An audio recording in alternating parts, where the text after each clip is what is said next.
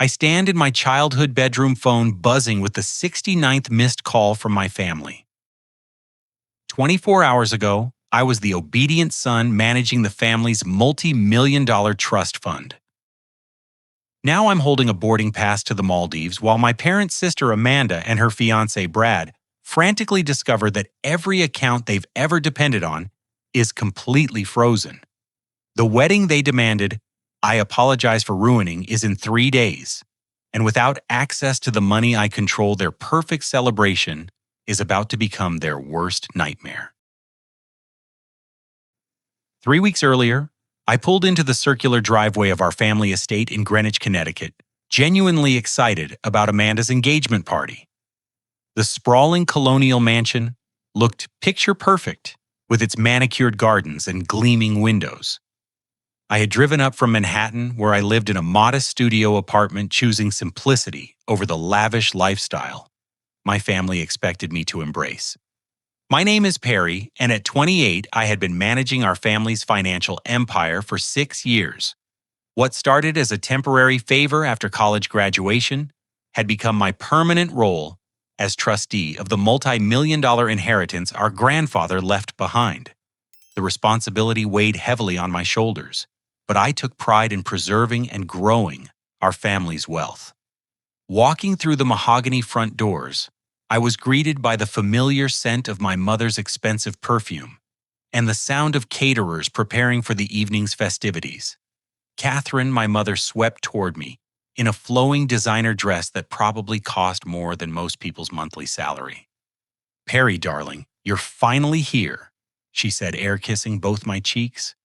"Amanda has been asking for you all afternoon." My father, Robert, emerged from his study wearing his usual stern expression and perfectly pressed suit. Even at home, he maintained the appearance of the successful businessman he once was, though I knew the truth about his company's struggles that the rest of the family preferred to ignore. "Son, glad you could make it," he said, shaking my hand with the firm grip he'd taught me in childhood. "Amanda's been nervous about her speech tonight.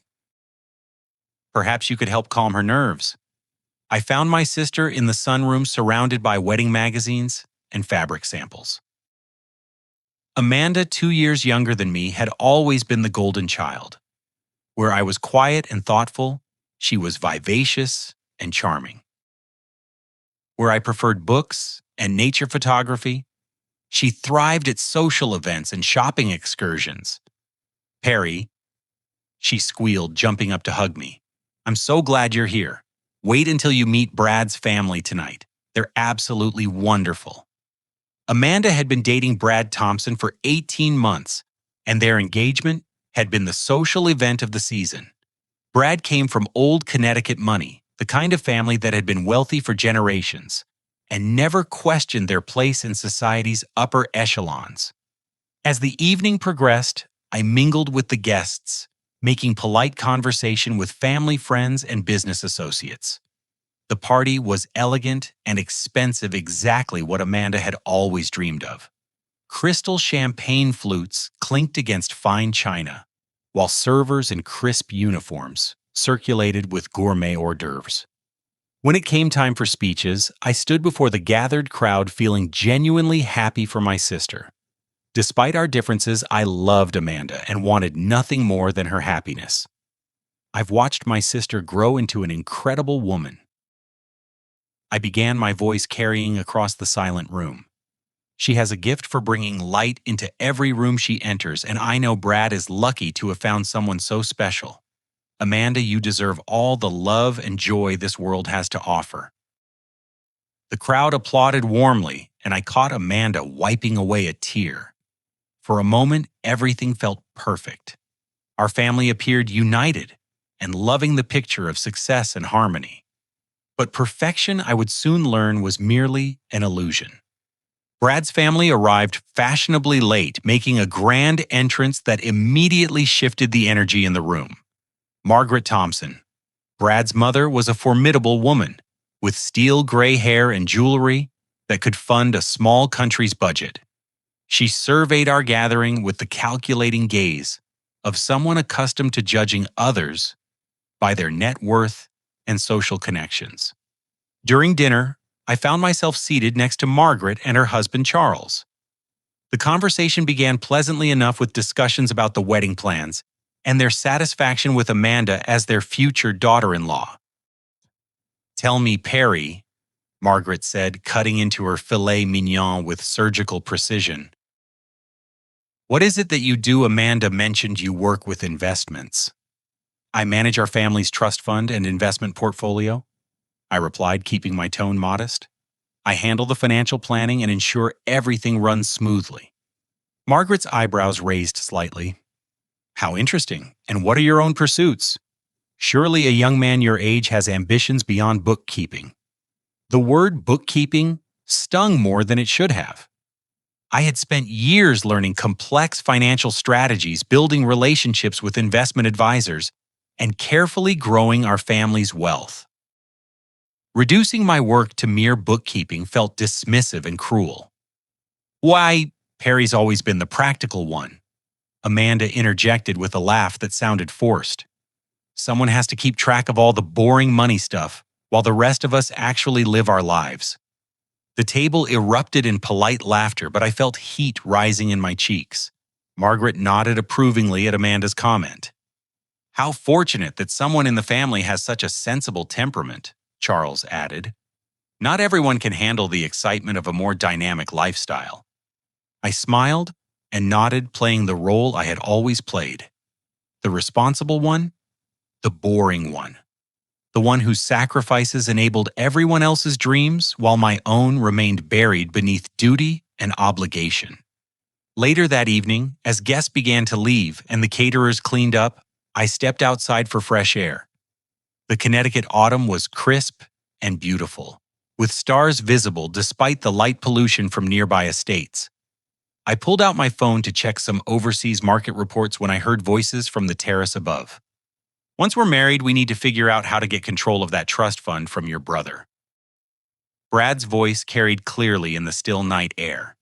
"He's way too conservative with the spending. My family could triple that money's potential with the right investments." My blood ran cold as I realized they were talking about me. "Don't worry about Perry," Amanda's voice replied with casual confidence. "He'll do whatever Mom and Dad tell him to. He's always been their perfect little puppet. Besides, he has no life outside of managing our money. What else would he do?" I pressed myself against the wall, hidden in the shadows, as their conversation continued. "Sometimes I wonder if he even realizes how pathetic it is," Amanda continued with a cruel laugh. 28 years old and still living like he's waiting for permission to have his own life. At least he's useful for something. The words hit me like physical blows. I had spent years putting my family's needs before my own, believing that my sacrifices were appreciated and valued. Instead, I was seen as a convenient tool, a pathetic figure whose only worth came from my financial management skills. I stood there in the darkness, long after they went inside, staring up at the stars and feeling something fundamental shift inside my chest. For the first time in my adult life, I began to question everything I thought I knew about my place in this family. 2 weeks later, wedding planning had reached fever pitch. Amanda's dream celebration was becoming an increasingly expensive reality, with costs spiraling far beyond any reasonable budget. I sat in my home office reviewing invoices and contracts that made my head spin with their extravagant totals. The venue alone cost $80,000 for a single day. The florist wanted $25,000 for arrangements that would wilt within hours. Amanda's dress, imported from Paris, carried a price tag of $15,000. When I tallied everything up, the total wedding expenses were approaching $400,000. My phone rang constantly with vendors demanding deposits and final payments. Each conversation felt like another weight added to my shoulders as I tried to balance Amanda's dreams with financial reality. "Perry, we need to discuss the catering final payment," my mother said, barging into my apartment without knocking. She had a key, of course, though I had never given her permission to use it freely. "The total is $60,000, Mom. That's more than most people make in a year." Catherine waved her hand dismissively. It's Amanda's special day, Perry. Stop being such a penny pincher. This is what weddings cost when you want quality. I pulled up the family's financial records on my computer, turning the screen so she could see the numbers. Look at our monthly expenses over the past 2 years. We're spending $60,000 per month from the trust fund just for basic living costs. Dad's business hasn't turned a profit since 2023. My mother's face tightened with annoyance. Your father's company is going through a temporary rough patch. All businesses have cycles. Besides, this is exactly why Grandpa left you in charge of the money, so we wouldn't have to worry about these details. The casual dismissal of my concerns was becoming a familiar pattern. My role was to make the money appear when needed, not to question how it was being spent, or whether the spending was sustainable. What my family didn't know was that I had been secretly documenting our financial situation for months. My father's company, Mitchell Holdings, owed the trust fund over $200,000 in undocumented loans. Money that had been taken out for business expenses that never materialized into profits. I had discovered that without the trust fund, our family's actual income was barely enough to cover basic living expenses. The Connecticut estate, the luxury cars, the expensive vacations, Amanda's shopping sprees, everything they considered normal, was funded entirely by the inheritance I managed. As I reviewed the wedding expenses again, my phone buzzed with a text from Amanda. Perry, the photographer, needs another $10,000 for the extended package. Can you transfer it today? Brad's family expects the best. I stared at the message, remembering her cruel words from the engagement party.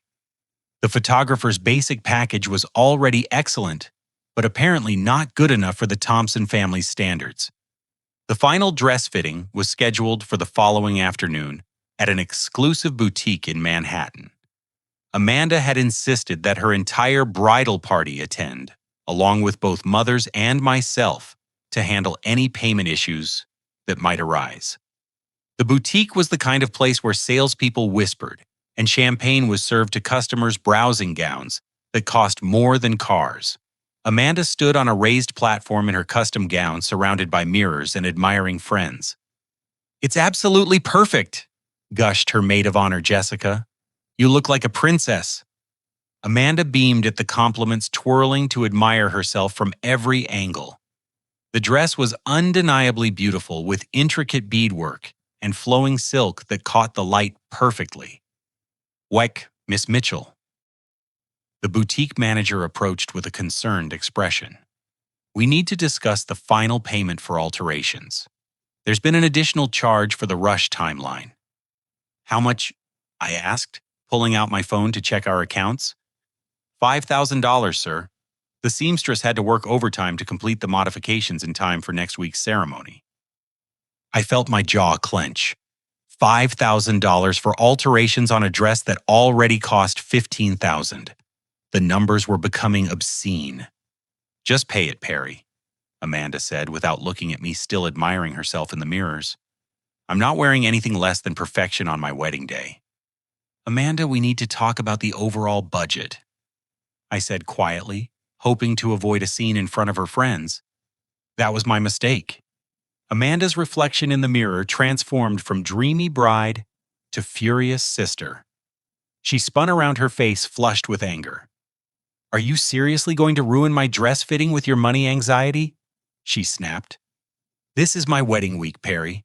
I'm not interested in your spreadsheets and budget concerns." The boutique fell silent except for the soft classical music playing in the background. Amanda's friends looked uncomfortable, unsure whether to stay or leave. "Okay, I'm just suggesting we be mindful of the costs," I said, keeping my voice calm. "We've already spent over $400,000. And we have millions in the trust fund," Amanda shot back. "Stop acting like we're poor. It's embarrassing." Margaret Thompson, who had been quietly observing from a velvet armchair, stood up and approached us. "Perhaps this conversation should be private," she suggested with icy politeness. "Financial disagreements are hardly appropriate for such an elegant establishment." I felt heat rising in my chest. The woman who had dismissed my career as bookkeeping was now lecturing me about appropriate behavior. "You're absolutely right, Mrs. Thompson," I said, my voice steady despite the turmoil inside. "Amanda, we can discuss this at home." But Amanda wasn't finished. The stress of wedding planning, combined with the pressure to impress the Thompson family, had apparently reached a breaking point. "No, let's discuss this right now," she said, her voice getting louder. "I'm tired of walking on eggshells around your control issues. You act like it's your money, but it's family money. It belongs to all of us." That statement was factually incorrect, but I didn't want to argue legal details in front of a room full of people. Our grandfather's will had been very specific about the trust fund's management, placing me as the sole trustee with complete discretion over distributions. "Amanda, please calm down," I said. "We can talk about this later." "Don't tell me to calm down," she screamed, grabbing her phone from the counter and hurling it directly at my face. The phone struck me just below my left eye, the sharp corner cutting into my cheek.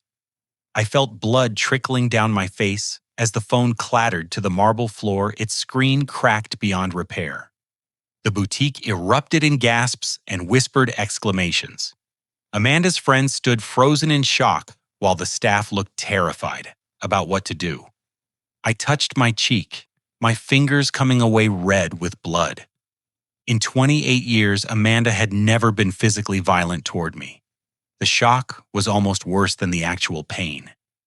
"Oh my God, Perry," Jessica whispered. "Are you okay?" I looked at Amanda, expecting some expression of remorse or concern. Instead, she stood with her arms crossed, looking annoyed rather than apologetic.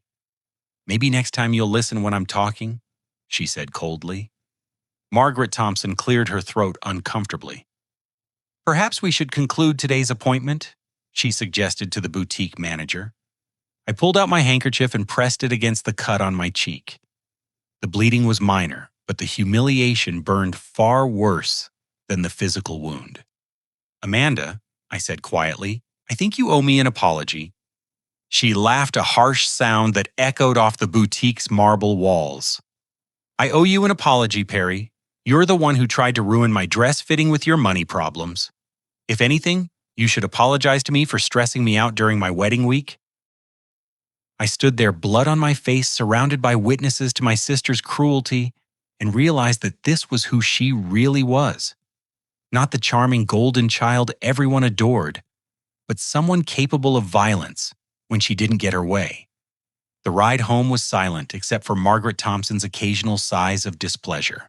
I drove my own car, grateful for the solitude to process what had just happened. That evening, my parents called me into the family room for what they described as an important conversation.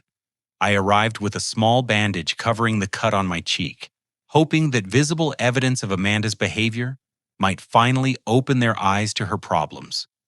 Instead, I walked into an ambush. "Perry, we need to discuss your behavior today." My father began, his tone stern and disapproving. "Amanda called us very upset about the scene you caused at her dress fitting." I stared at him in disbelief. "The scene I caused, Dad? She threw her phone at my face and cut me open." My mother shifted uncomfortably in her chair.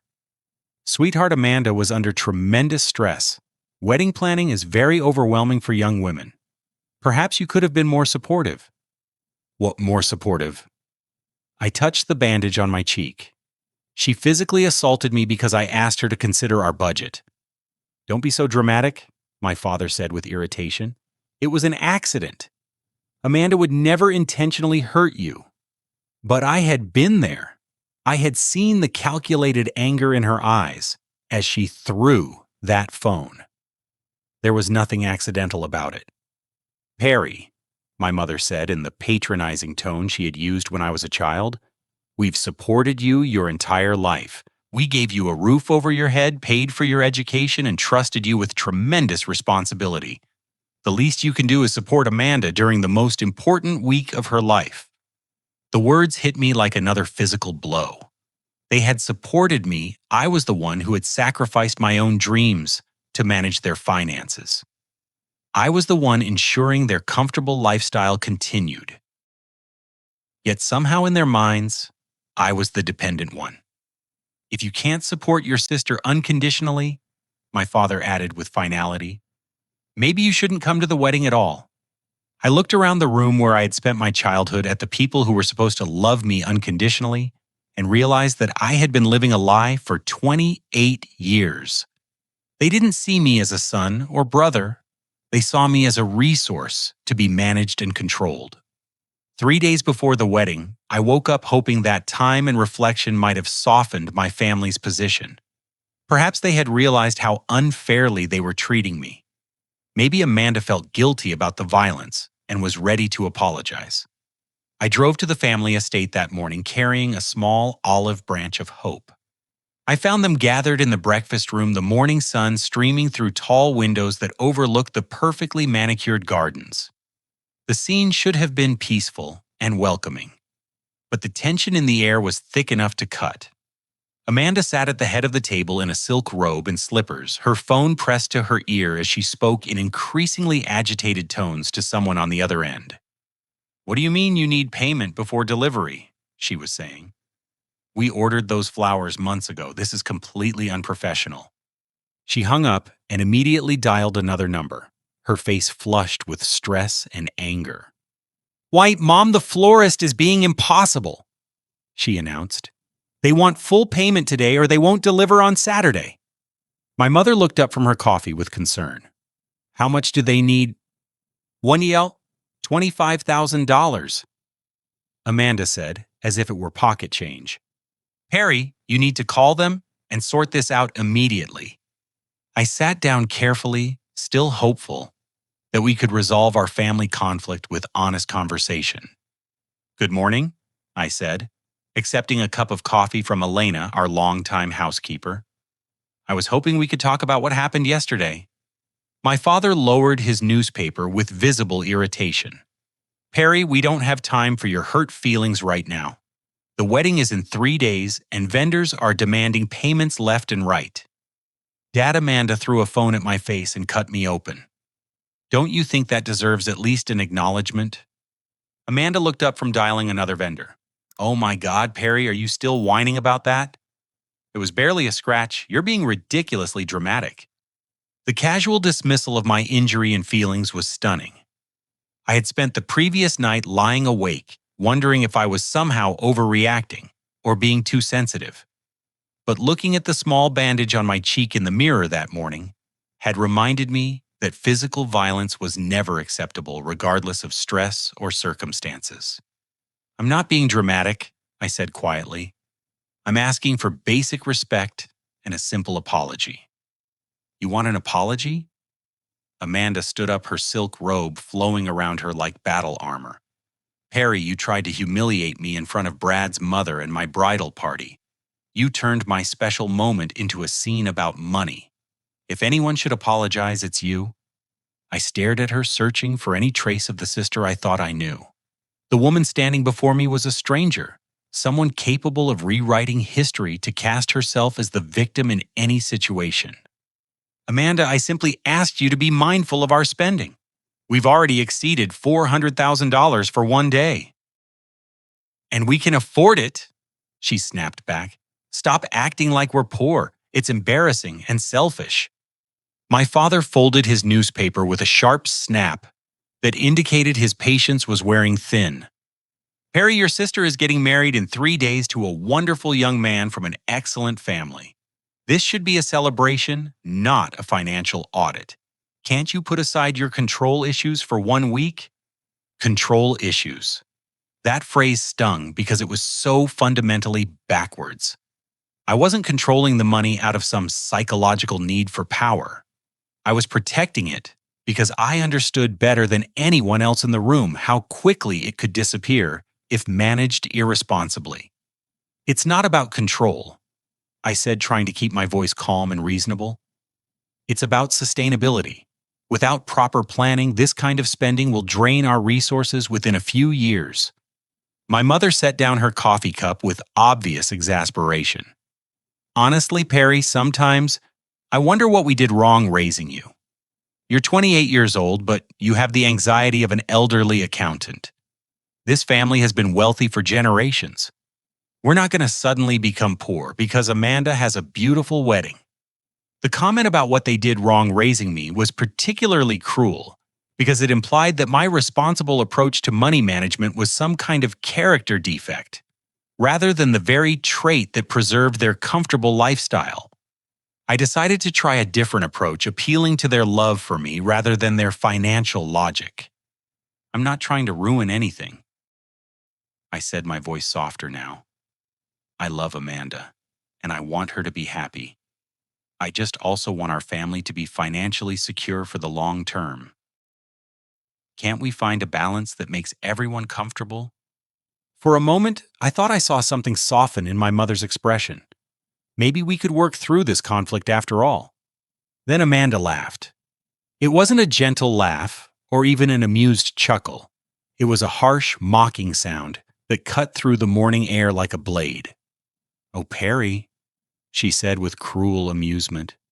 "Do you really think this is about the wedding?" I felt a chill run down my spine. Something in her tone suggested that this conversation was about to take a turn I wasn't prepared for. "What do you mean?" I asked. Amanda smiled, but it wasn't a warm or loving expression. It was the smile of someone who was about to reveal a secret they had been holding for a long time. "We've been planning this conversation for months," she said with satisfaction. The wedding was just the perfect opportunity to finally address the elephant in the room. My mouth went dry. "What elephant?" "Your role in this family," my father said, setting down his coffee cup with deliberate precision. "Perry, we've been discussing your situation with Brad's family, and they've offered some valuable perspective on our financial structure." Brad chose that moment to enter the breakfast room dressed in expensive casual clothes and carrying himself with the confidence of someone who had never questioned his place in the world. He kissed Amanda on the cheek and took a seat beside her, completing what suddenly felt like a tribunal arranged against me. "Good morning, Perry," Brad said with false friendliness. "I hope you're feeling better after yesterday's little incident." Little incident, another minimization of what had actually happened. Brad's father has extensive experience with family trust fund management. My mother continued, as if Brad's arrival was perfectly timed rather than orchestrated. "He's offered to help us restructure our financial arrangements." I felt the ground shifting beneath me, though I couldn't yet see the full scope of what was happening. "What kind of restructuring?" I asked. Brad leaned forward with the enthusiasm of someone discussing an exciting business opportunity. "Well, Perry, the current arrangement is terribly inefficient from a growth perspective. Having one person make all the decisions creates bottlenecks and limits our investment potential. My father's firm could triple your family's annual returns with more aggressive strategies. Our grandfather specifically chose conservative management," I said, feeling defensive. "The trust fund has grown steadily under the current approach." "Grown steadily, but slowly," Amanda interjected. "Perry, you manage our money like you're afraid of it. Brad's family understands wealth. They know how to make money work harder." I looked around the table, finally understanding the true nature of this gathering. This wasn't about wedding expenses or budget concerns. This was a coordinated effort to remove me from my role as trustee. "Are you saying you want to change the trust fund management?" I asked directly. "We're saying it's time for a change," my father confirmed. "Perry, you've done a fine job, but you're not a professional financial manager. Brad's family has connections with investment firms that specialize in high net worth families." The irony was overwhelming. They were criticizing my financial management while simultaneously preparing for a $400,000 wedding funded entirely by the money I had carefully preserved and grown over 6 years. "The trust fund is worth 30% more than when I started managing it," I pointed out. "During the same period, most investment accounts lost money due to market volatility. Past performance doesn't guarantee future results," Brad said with the practiced smoothness of someone who had memorized financial talking points without understanding them. "Conservative approaches might preserve capital, but they don't maximize growth potential. I realized that Brad had been preparing for this conversation, probably with coaching from his father's investment firm. They saw our family's trust fund as a potential new client worth millions in management fees. TF, besides, Amanda added with growing confidence, it's not fair to burden you with all this responsibility forever. Don't you want to have your own life, finally? That question might have been touching if it came from genuine concern for my well-being. Instead, it felt like manipulation disguised as caring. So, Free, what if I prefer to continue managing the trust fund? I asked. The question hung in the air for a long moment. I could see my parents exchanging glances as if they had hoped I would simply agree to step aside without resistance. Perry, my mother said carefully, we've already consulted with attorneys about the legal process for changing trustees. Apparently, it's not as complicated as we initially thought. My blood turned to ice. They had consulted attorneys without telling me. This wasn't a family discussion. It was a fait accompli being presented as a choice. You went to lawyers behind my back. We explored our options, my father clarified. The legal experts believe we have grounds to petition for your removal as trustee based on overly conservative management that fails to maximize the trust's potential. I couldn't believe what I was hearing. They were threatening legal action against me for being too responsible with their money. Let me understand this correctly, I said slowly. You want to remove me as trustee because I haven't been risky enough with investments. We want to modernize our approach, Brad said smoothly. Bring the family's wealth management into the 21st century. And what happens to me in this new arrangement? You'll be free to pursue your own interests, Amanda said brightly. Maybe you could finally travel or start that photography hobby you used to talk about. Wouldn't that be wonderful? The photography comment stung because it revealed how little they understood about my dreams and ambitions. I hadn't abandoned photography as a hobby. I had sacrificed it as a career to serve my family's needs. I see, I said quietly, and this decision is final. Nothing is final yet, my mother said with false reassurance. We're just asking you to be open to change, to support Amanda's new marriage by embracing a more collaborative approach to family finances. But I could see the truth in their faces. They had already made their decision. They were simply hoping I would cooperate to avoid the messiness of legal proceedings. There is one thing we need from you first, my father said, his tone becoming more serious. An apology to Amanda for your behavior yesterday, and a commitment to support her wedding wholeheartedly. Then what? I asked. Then we can move forward as a family, Amanda said with satisfaction. You can give a lovely speech at my wedding about how much you support my marriage and our family's new direction. After the honeymoon, we'll work together on the transition. I looked around the table at 3 people who were supposed to love me unconditionally. Instead, I saw 3 individuals who had been planning my professional and personal humiliation for months. So let me make sure I understand the choice you're offering me, I said, standing up slowly.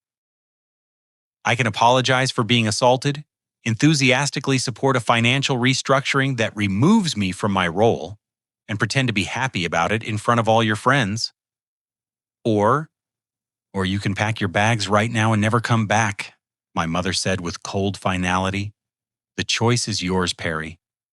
Amanda leaned back in her chair with obvious satisfaction. Let's be honest, Perry. What are you without our money? You have no job outside the family, no friends who aren't connected to us, no life beyond managing our accounts. You're nothing without us. Those words hit me like a physical blow, but they also crystallized something important. For the first time in my adult life, I saw my family clearly. Not as the people who loved and supported me, but as individuals who viewed me as a convenient tool whose usefulness was now being questioned.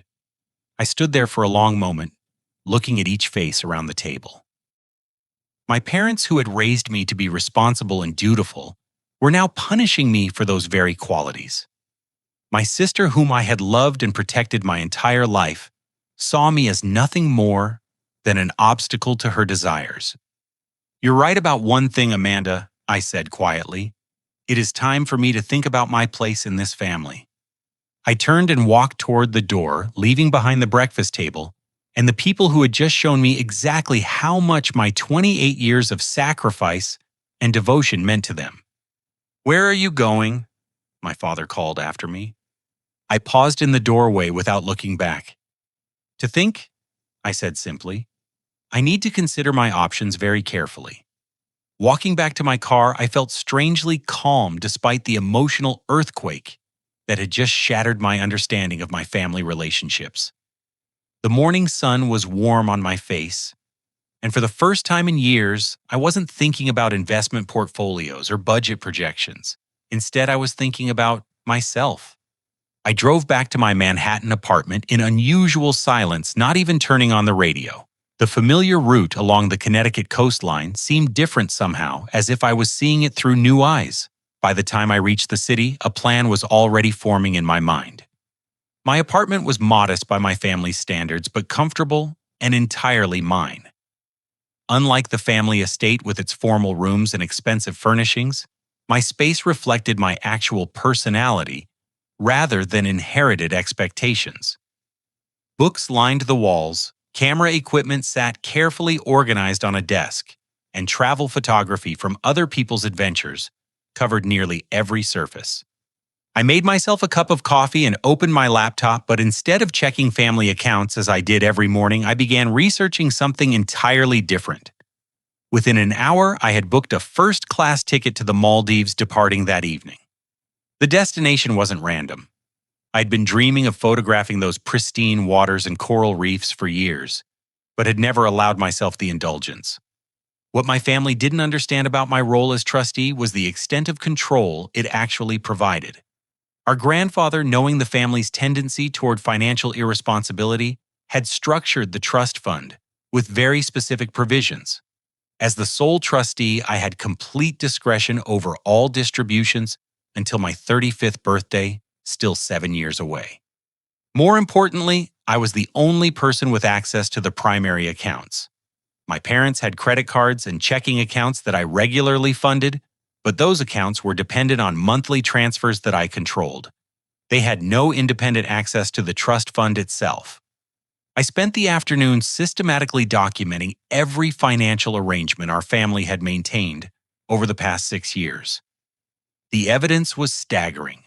My father's company had borrowed $237,000 from the trust fund since 2021 with no formal loan agreements and no repayment schedule. My mother's credit cards averaged $8,000 per month in charges for clothing, spa treatments, and entertainment. Amanda's expenses were even higher, often reaching $12,000 monthly for shopping, dining, and travel. Without my monthly transfers, they had enough money in their accessible accounts to survive approximately 3 weeks at their current spending levels. The realization was both liberating and terrifying. I held complete financial control over the family that had just threatened to remove me from power. They had assumed that I was dependent on them, but the reality was exactly the opposite. They were entirely dependent on my continued cooperation and generosity. I began the process of freezing every account they had access to, transferring all available funds to new accounts that only I controlled. The banking systems allowed me to complete these transactions remotely using the trustee authorities I had established years earlier. Within 2 hours, I had effectively cut off their access to family money. Next, I called our family attorney, James Morrison, who had handled our legal affairs since my grandfather's death. "Perry, good to hear from you," he said warmly. "I trust everything is well with the family." "Actually, James, I need to discuss some concerns about trustee authority and potential challenges to the trust structure." There was a pause. "Has someone raised questions about your management?" "My parents have consulted with other attorneys about removing me as trustee. I want to understand my legal position." James was quiet for a long moment. "Perry, your grandfather's will was very specific about trustee succession. Unless you're declared mentally incompetent or convicted of a serious crime, your authority is absolute until age 35. Any attempt to challenge that would be expensive and almost certainly unsuccessful. Even if they claim I'm too conservative with investments, conservative management is exactly what your grandfather wanted.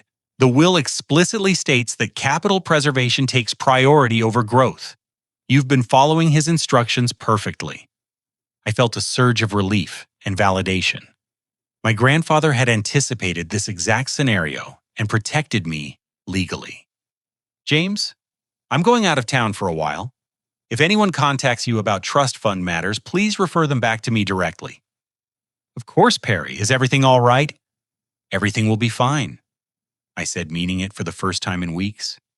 My flight to the Maldives departed at 11:30 that evening. I packed a single suitcase with clothes appropriate for tropical weather and photography equipment I hadn't used in months. As I prepared to leave, I drafted a formal letter explaining my decision.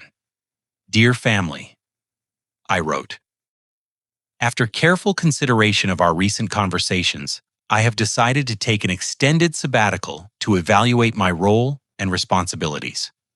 All financial distributions are suspended pending my return and further discussion. I will be traveling internationally and may not be immediately reachable. Please respect my need for time and space to think clearly about our family's future. Sincerely, Perry. I left the letter on my kitchen table and turned off my phone. For the first time in 6 years, I was about to be completely unreachable to my family, with no obligation to solve their financial problems or respond to their demands. The flight to the Maldives was surreal. Sitting in first class sipping champagne while other passengers settled in around me, I felt like I was living someone else's life.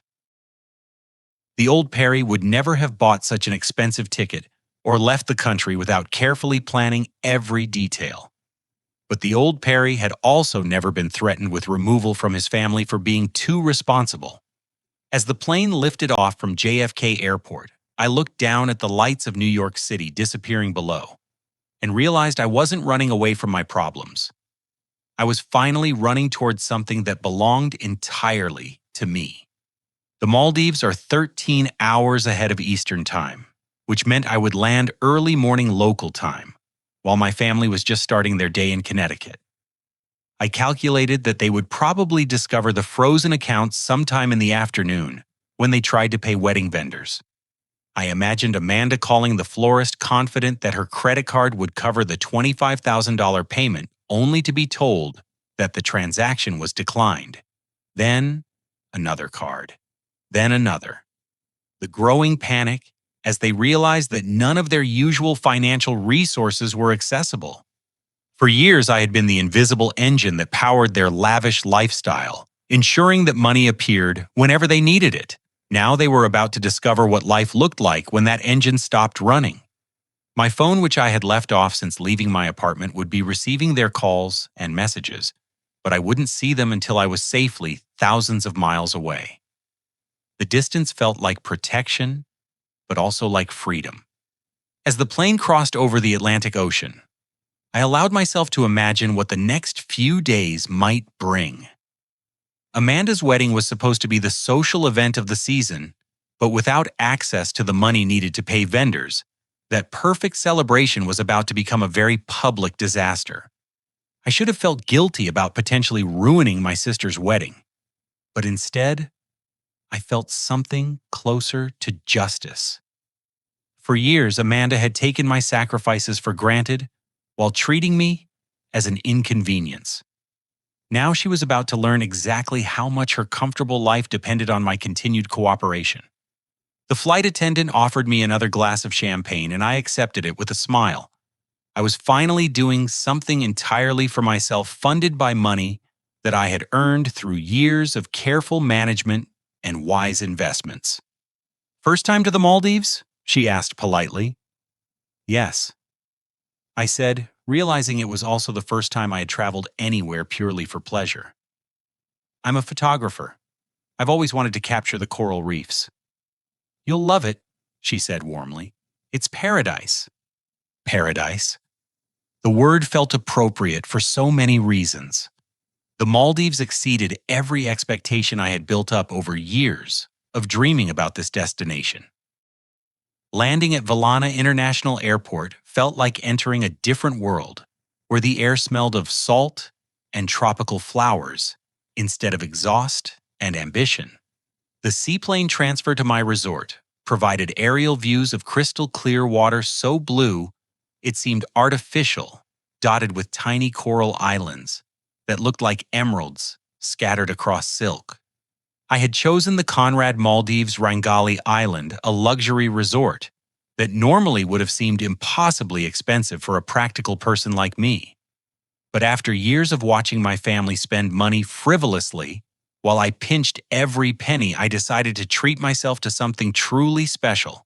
The overwater villa came with its own section of lagoon glass floors for viewing marine life and privacy that felt like being alone at the edge of the world. For the first 24 hours, I kept my phone turned off and simply experienced what it felt like to exist without constant financial responsibilities. I slept until my body naturally woke up, ate meals, based on what sounded appealing rather than what was convenient, and sat on my villa's deck watching fish swim beneath my feet. The resort offered numerous activities, but I was most drawn to the underwater photography excursions. I had brought my professional camera equipment unused for months while I focused on spreadsheets and investment reports. Getting back underwater with a camera felt like rediscovering a lost part of myself.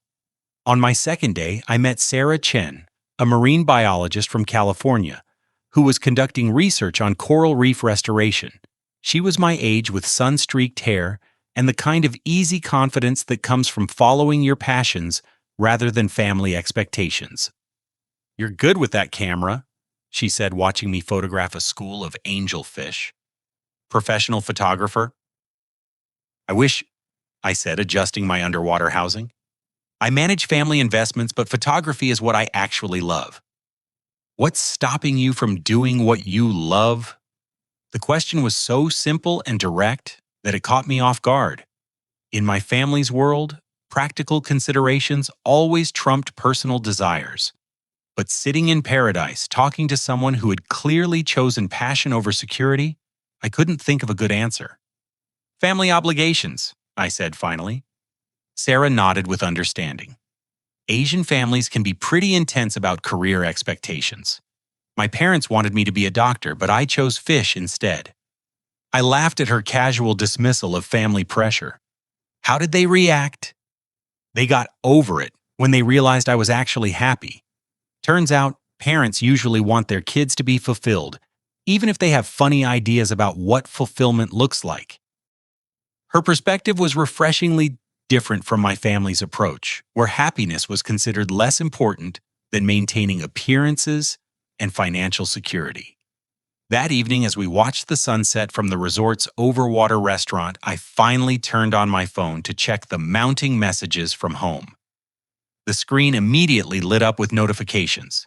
69 missed calls, 42 text messages, and 17 voicemails. I scrolled through the messages, watching the progression from confusion to anger to panic to desperation. The timeline told a clear story of my family's discovery that their financial security had evaporated. The first message from Amanda at 2:15 p.m. Connecticut time was casual. "Perry the florist is being weird about payment. Can you call them?" By 3:30 p.m., the tone had changed. "Perry, where are you? Multiple vendors are saying our cards aren't working. Call me immediately." 4:45 p.m. brought panic. "Perry, what did you do? Nothing is working. The wedding is ruined." The messages from my parents followed a similar trajectory, moving from irritation to concern to outright fear as they realized the scope of their financial helplessness. My father's final message, left just 2 hours earlier, was the most revealing. "Perry, please call home immediately. We need to discuss this situation like adults. The wedding is in 2 days, and we need access to funds. Whatever we said that upset you, we can work it out." For the first time in my adult life, my father was asking rather than demanding. The shift in tone was remarkable. "Family drama?" Sarah asked, noticing my expression as I read through the messages. My sister's getting married in 2 days, and I'm the only one who can access the money to pay for it. And you're here instead of there because I found myself telling Sarah the entire story. About the years of being taken for granted, the physical assault at the dress, fitting the planned removal of my trustee position, and my family's assumption that I was nothing without their money. Sarah listened without judgment, occasionally asking clarifying questions that helped me see the situation more clearly. So they threatened to kick you out of the family unless you apologized for being assaulted, she summarized. That's essentially correct. And now that you're gone, they're panicking because their lifestyle depends entirely on money. You manage. Yes. Sarah was quiet for a long moment, watching the stars reflect on the calm water. Perry, I'm not a therapist, but that sounds like a pretty toxic family dynamic. In healthy families, people don't threaten to disown each other over disagreements. Her observation was simple, but profound. I had been so accustomed to my family's dysfunction that I had normalized behavior that outside observers recognized as abusive. The thing is, Sarah continued, you have all the power here. They need you more than you need them. The question is what you want to do with that power. I had been thinking about revenge, about letting Amanda's wedding collapse as natural consequences for their behavior. But talking with Sarah made me consider whether there might be a better path forward. What would healthy boundaries look like in this situation? I asked. Well, you could return home and help with the wedding, but only if they agree to treat you with respect going forward. Use your leverage to create a better relationship rather than just punishing them. The idea was appealing, but also terrifying. Setting boundaries meant risking complete rejection if they refused to change. My phone buzzed with another call from Amanda. I let it go to voicemail, but the constant interruptions were affecting my peace of mind. I should probably call them back, I said reluctantly. Not necessarily. You're allowed to take time to think before responding to emotional manipulation. In fact, it's probably healthier to wait until you're clear about what you want, rather than reacting from hurt feelings. Sarah's perspective was unlike anything I had ever heard from my family, where immediate responses were expected and taking time to think was considered selfish. We spent the next few hours talking about family dynamics, personal boundaries, and the difference between guilt and genuine responsibility. Sarah shared stories about her own journey toward independence from family expectations, while I began to see my situation through the eyes of someone who had successfully chosen her own path. By the end of the evening, I had a clearer sense of what I wanted, not revenge, but genuine respect and appreciation from my family. I wanted them to understand that my financial management wasn't just a service I provided, but a valuable contribution that enabled their comfortable lifestyle.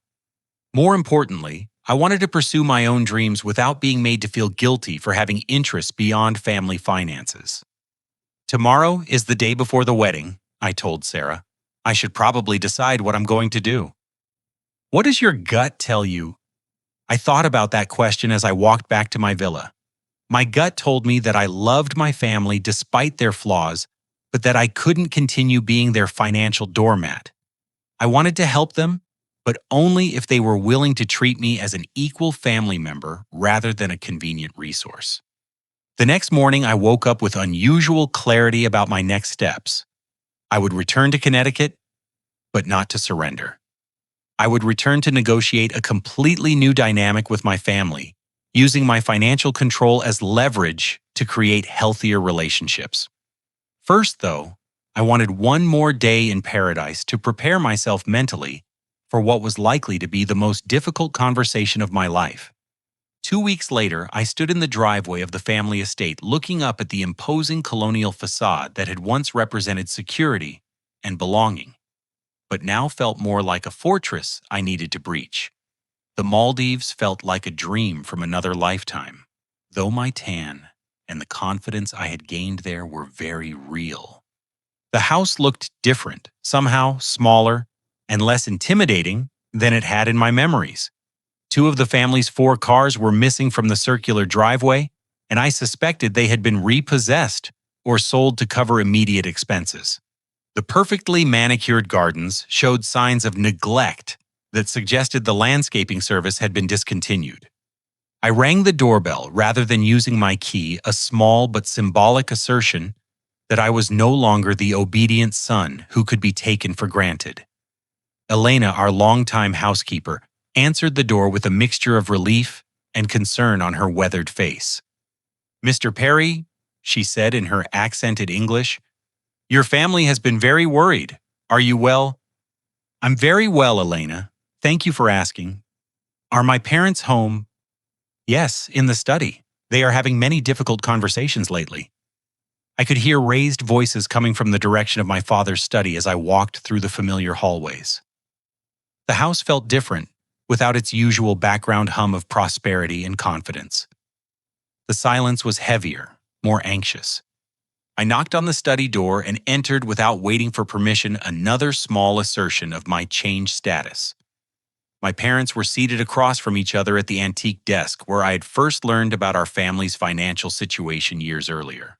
They both looked older than when I had left, with new lines of stress around their eyes and a defeated posture that spoke of sleepless nights. "Perry," my mother said, standing quickly and moving toward me as if I might disappear again. "Thank God you're home. We've been so worried." My father remained seated, but his expression showed a mixture of relief and wariness. He was smart enough to recognize that I held all the cards in this confrontation. "Where have you been?" he asked, though his tone was more pleading than demanding. "The Maldives," I said, simply taking a seat across from them. I needed time to think clearly about my role in this family. The mention of the Maldives caused both my parents to exchange glances. They knew the trip would have been expensive, and they were probably calculating how much of their money I had spent on my escape.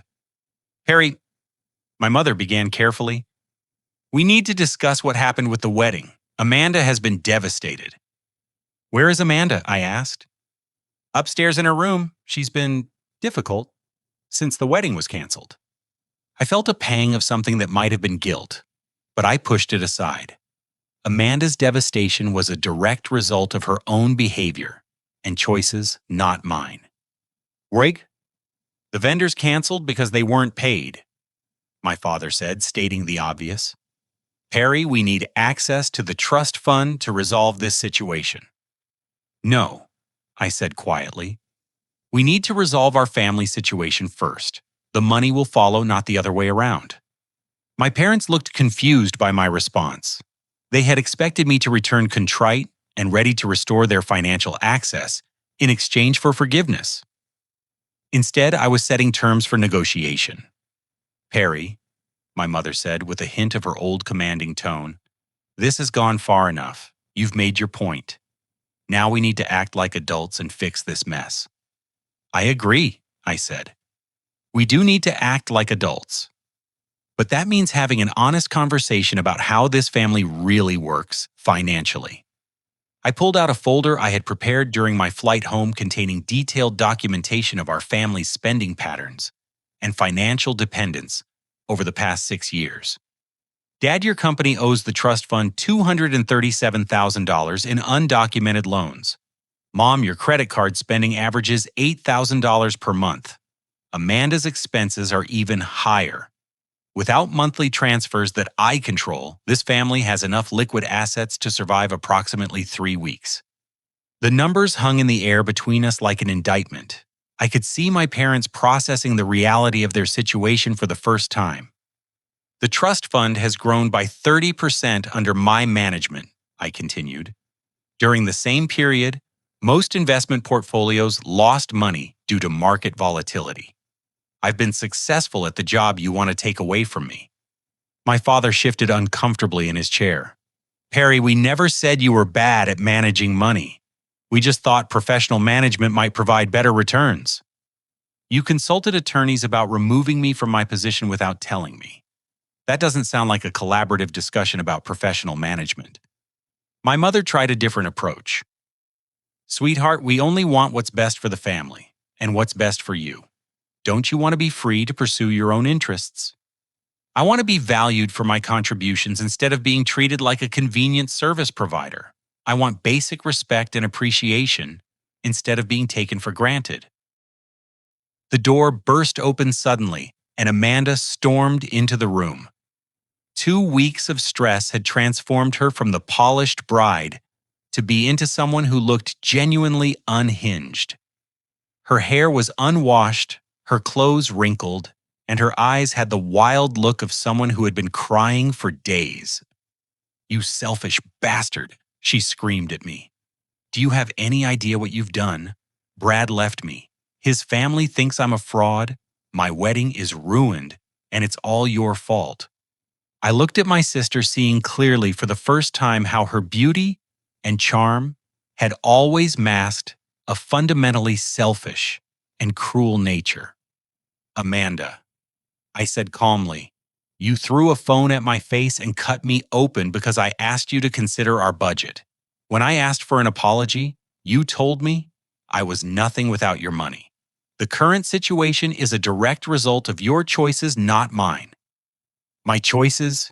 she shrieked. "My choice was to plan a beautiful wedding with my family's support. Your choice was to sabotage it because you're jealous of my happiness." The accusation was so far from reality that I almost laughed. But then I saw something in Amanda's face that stopped me. Behind the anger and hysteria, there was genuine pain and confusion. She really believed that she was the victim in this situation. "Amanda," I said more gently, "I've never been jealous of your happiness. I've been hurt by your lack of appreciation and respect." "Appreciation for what?" "For doing your job, for managing money that belongs to all of us." "The money doesn't belong to all of us. It belongs to the trust fund that I manage according to our grandfather's wishes.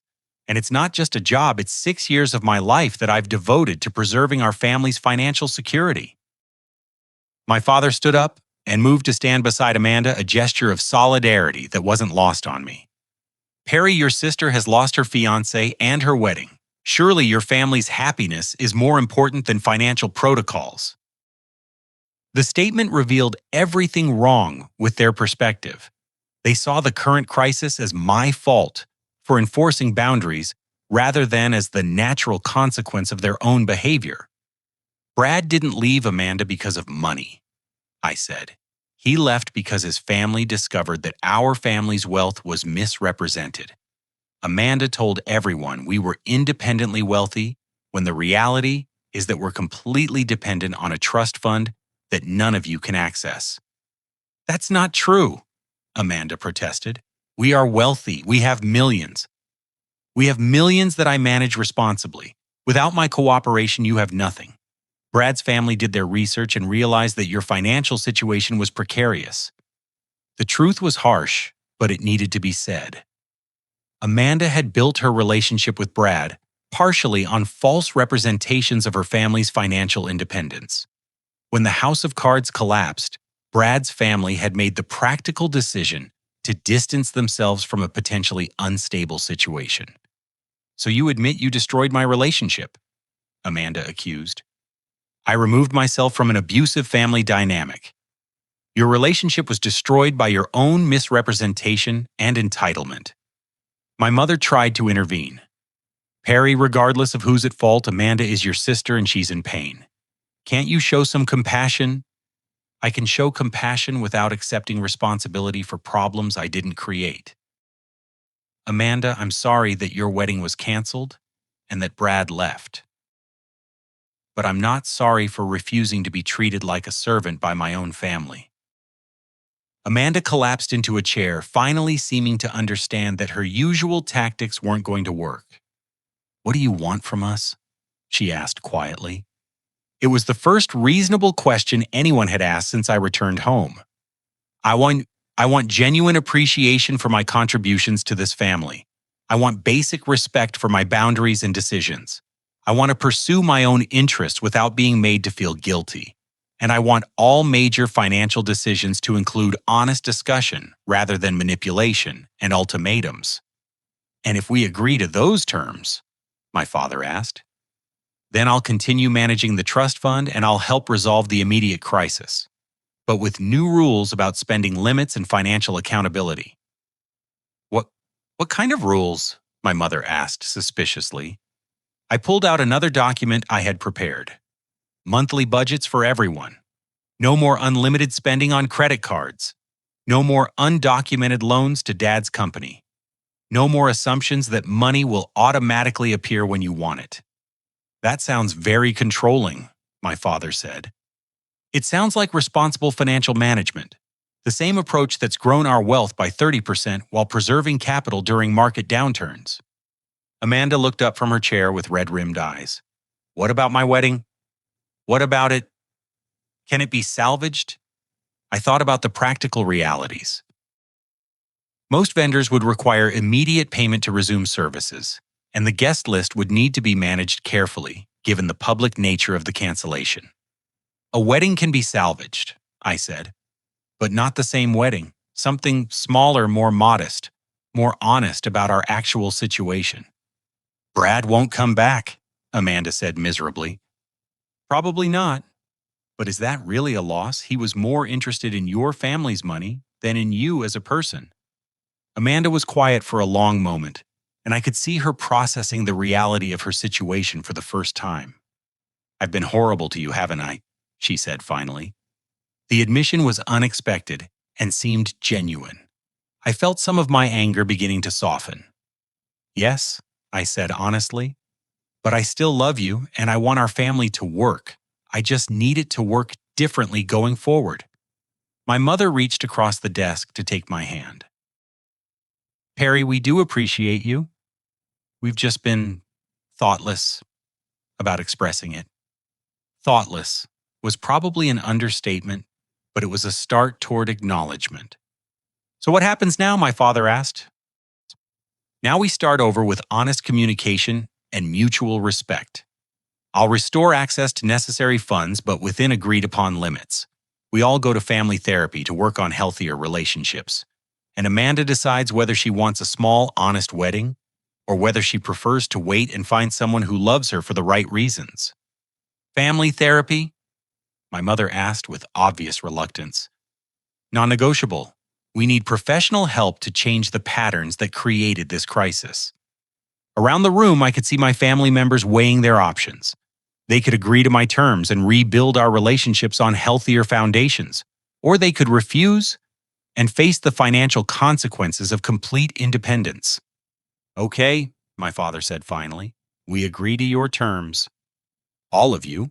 I asked, looking at each family member. Yes, my mother said reluctantly. Amanda, my sister looked up at me with an expression I had never seen before, genuine remorse, mixed with something that might have been respect. Yes, she said quietly. I agree, and Perry, I'm sorry. About everything. It wasn't a complete apology, and it didn't erase years of mistreatment, but it was a beginning. For the first time in weeks, I felt cautiously hopeful about our family's future. 6 months later, I stood in the same Connecticut estate that had once felt like a prison, but now the atmosphere was completely different. The house hummed with productive activity rather than entitled consumption, and conversations revolved around mutual support rather than financial demands. The transformation hadn't been easy or immediate. Family therapy with Dr. Rebecca Martinez had forced us all to confront uncomfortable truths about our relationships and communication patterns. My parents had struggled to acknowledge how their favoritism toward Amanda had affected me, while Amanda had to face the reality of her entitled behavior and its consequences. The first crisis had come just 2 weeks after my return, when my father suffered a heart attack that landed him in the hospital for 5 days. The stress of our family's financial upheaval, combined with his company's ongoing struggles, had literally affected his health. I found myself torn between maintaining my boundaries and responding to a genuine medical emergency. Sarah, who had stayed in touch since my Maldives trip, helped me navigate the emotional complexity through long phone conversations. Her perspective as an outside observer kept me grounded when guilt threatened to overwhelm my judgment. You can be compassionate without sacrificing your self-respect, she reminded me during one particularly difficult call. Your father's health problems aren't your fault, and helping him recover doesn't mean returning to old patterns. I chose to use the health crisis as an opportunity to demonstrate love through action rather than financial surrender. I spent hours at the hospital, coordinated with doctors, and helped my mother manage the practical details of his care. But I also maintained the financial boundaries we had established, refusing to automatically restore unlimited spending just because of the emergency. The gesture wasn't lost on my family.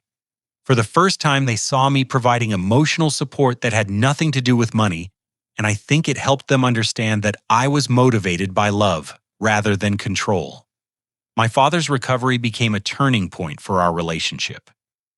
During his weeks of bed rest, we had our first honest conversations about his business struggles, his fears about financial security, and his regrets about how he had treated me.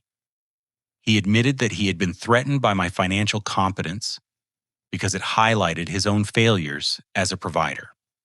I always thought I was supposed to be the one taking care of the family financially, he told me one afternoon, as I helped him with physical therapy exercises. Having my son manage our money felt like admitting I had failed as a father. Dad, there's no shame in accepting help from family. I've been proud to contribute to our security. I know that now. I just wish I had recognized your contributions sooner instead of taking them for granted. The conversation was awkward and emotional, but it cleared the air between us in a way that years of polite distance had never achieved. Amanda's transformation was even more dramatic. Without Brad's influence and the pressure of planning an extravagant wedding, she began to discover who she was as an individual rather than as half of a prestigious couple. She enrolled in community college to study event planning, something she had always been naturally gifted at but had never pursued seriously. Her first project was organizing a modest second wedding for herself, but to a different groom entirely. She had met David, a high school teacher from nearby Stamford, at her evening classes. He was kind, genuine, and completely uninterested in our family's money. Their relationship developed slowly and authentically based on shared values rather than social expectations. David doesn't even know about the trust fund, Amanda told me one evening as we planned her new wedding. I told him I come from a comfortable family, but nothing more specific than that. How does that feel? I asked. Terrifying and wonderful, she admitted. I've never been in a relationship where someone loved me for just me without any financial considerations. The second wedding was everything the first one wasn't: small, personal, and focused on genuine celebration rather than social display. We held it in the garden behind our house, with 50 guests instead of 300, and Amanda wore a simple dress that cost $300 instead of $15,000. I walked her down the aisle again, but this time my speech was heartfelt rather than obligatory. Watching Amanda promise to love and honor someone who valued her character over her bank account was genuinely moving. I've learned something important about love, she said during her vows. Real love doesn't depend on what you can provide for each other. It depends on who you choose to be when everything else falls away. The words seemed directed at David, but I caught her glance toward me during that sentence, and I understood that she was also acknowledging how our family relationships had needed to change. My photography career had finally begun to flourish during this period. With family finances stabilized and my role clearly defined, I had time and mental energy to pursue my own interests seriously. The Maldives photos I had taken during my escape had been accepted by National Geographic, leading to assignments that allowed me to travel while maintaining my trustee responsibilities remotely. More importantly, Sarah had accepted my invitation to visit Connecticut, and our relationship had deepened beyond the initial crisis counseling she had provided. She understood my family dynamics because she had navigated similar challenges in pursuing her own unconventional career path. Your family is learning to see you as a complete person, rather than just a financial resource, she observed after spending a weekend with us. That's remarkable growth for everyone involved. Sarah was right. Family dinners now included questions about my photography projects and travel plans, not just trust fund performance reports. My parents had begun asking about my relationship with Sarah, my future goals, and my happiness in ways they never had before. The financial restructuring had worked better than I had hoped. Monthly budgets had forced everyone to be more mindful of spending, while regular family meetings ensured that major financial decisions were discussed openly rather than assumed. My father's company had stabilized with proper loan documentation and realistic repayment schedules, while my mother had discovered that living within a budget actually reduced her anxiety about money, rather than increasing it.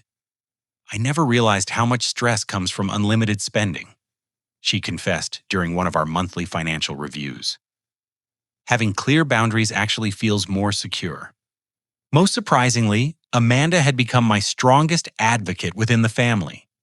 When my parents occasionally slipped back into old patterns of taking my contributions for granted, she was quick to remind them of how much I did for our collective well-being. "Perry isn't just managing our money," she would say. "He's managing our entire lifestyle. Show some appreciation." The statement represented a complete reversal from her previous attitude, and it meant more to me than she probably realized. On a crisp October evening, exactly 6 months after my return from the Maldives, I sat on the terrace where I had once overheard Amanda and Brad plotting to remove me from my trustee position. This time, Amanda joined me willingly, bringing 2 cups of coffee and a genuine smile. "Do you remember what you overheard Brad and me talking about out here?" she asked. "Unfortunately, yes. That conversation changed everything for me." "Good," she said, surprising me. "I mean, I'm horrified by what I said, but I'm glad it forced us to confront our problems. We were all taking you for granted, and you deserved so much better." We sat in comfortable silence for a while, watching the stars appear in the darkening sky. "Perry," Amanda said eventually, "I need to ask you something, and I want an honest answer." "Okay." "What then, Sieg, when you froze our accounts and left for the Maldives, were you hoping to punish us, or were you hoping we would change?" I thought carefully about her question. "Both, I think. I was hurt and angry, and I wanted you all to understand what life would be like without my help. But I was also hoping that facing consequences might wake everyone up to how our family really functioned." "Mission accomplished," she said with a rueful laugh. "Brad leaving was the best thing that could have happened to me, even though it felt devastating at the time. I was building a life based on lies and entitlement, and it would have made me miserable eventually." "What about now? Are you happy?" Amanda smiled, and I could see genuine contentment in her expression. "Happier than I've ever been. David and I are planning to buy a small house with money we're earning ourselves. I never thought financial independence could feel so good." Her transformation was remarkable, but it also highlighted how much potential had always existed within our family relationships if we had just been willing to do the work. "There's something else I want to tell you," Amanda continued. "David and I are talking about having kids someday, and I want them to know their Uncle Perry as the man who helped their mom become a better person." The comment brought tears to my eyes. After years of feeling like an invisible support system for my family, I was finally being seen as someone with value beyond my financial contributions. My phone buzzed with a text from Sarah, who was flying back from a research expedition in Australia. "Landing at JFK tomorrow morning. Can't wait to see you and hear about the family dinner tonight." I showed Amanda the message and she grinned. "When are you going to propose to that woman?" she asked. "Who says I'm going to propose?" "Perry, you light up every time someone mentions her name. Plus, she's perfect for you. Smart, independent, shares your passion for travel, and completely uninterested in our money." Amanda was right on all counts. Sarah had become not just a romantic partner, but a true companion who understood my values and supported my dreams while pursuing her own ambitious career. "Maybe I've been thinking about it," I admitted. "Good. You deserve someone who loves you for exactly who you are." Coming from Amanda, those words carried special weight. She had been the person most guilty of valuing me only for what I could provide, and her genuine transformation gave me hope that all relationships could change with effort and honesty. The conversation was interrupted by my parents joining us on the terrace carrying their own coffee cups and settling into the outdoor furniture with the easy comfort of people who had learned to enjoy each other's company again. "Beautiful evening," my father said, looking up at the clear sky. "Perry, how did the National Geographic editor respond to your latest portfolio?" The question represented everything that had changed about our family dynamic. Instead of asking about investment returns or trust fund performance, my father was asking about my personal accomplishments and professional goals. Very positively, they want to send me to Iceland next month to photograph glacier formations.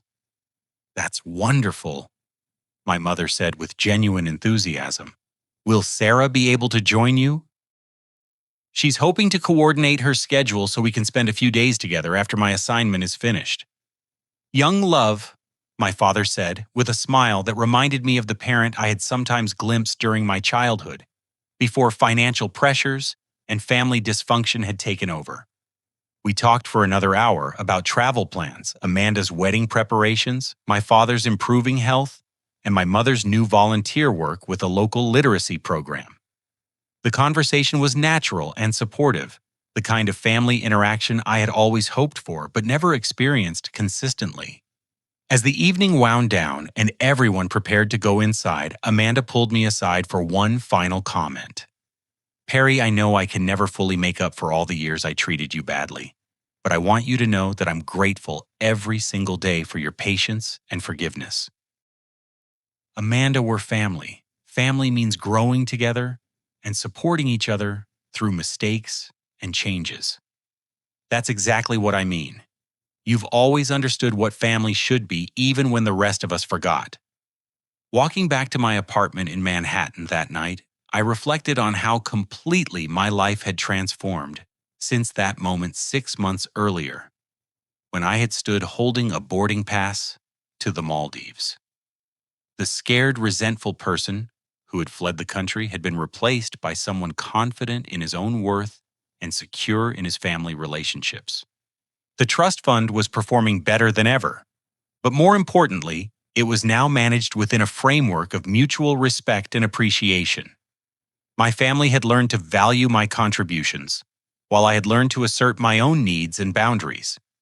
My phone buzzed one final time with a message from the family group chat that Amanda had created to coordinate our weekly dinners. "Thanks for another wonderful evening together. Love you all."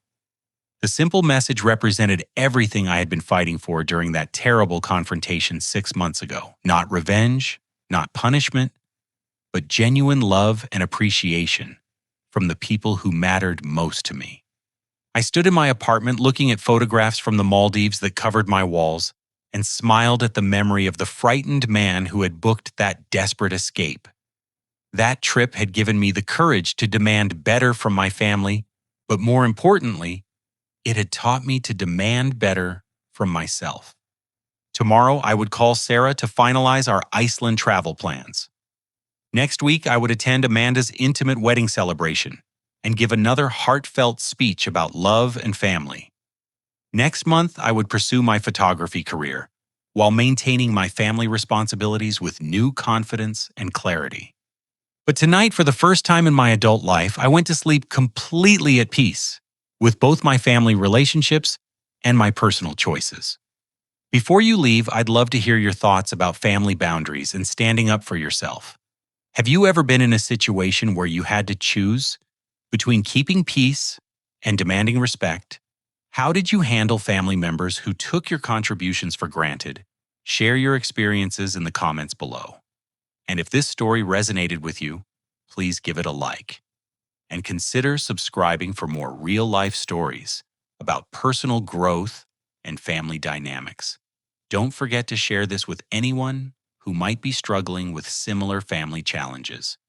Thank you for listening to my journey, and I hope it inspires you to value yourself as much as you value the people you love.